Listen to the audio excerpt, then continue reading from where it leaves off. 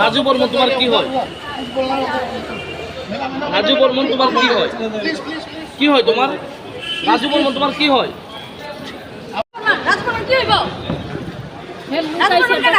লুকাইছে দেখতাইছে বর্মন লাগে কি বর্মনের টাইটেল থাকতে পারে না আপনার টাইটেল কিটা তা আপনার আন্দোলনের লোকের টাইটেল নাই অন্য টাইটেল নাই নি বর্মন লাগে কি শুধু সুদীপ রায় বর্মন কি আমরা আত্মীয় সুদীপ রায় বর্মন কি আমরা আত্মীয় তাহলে টাইটেল লোকের টাইটেল মিল থাকতে পারে না।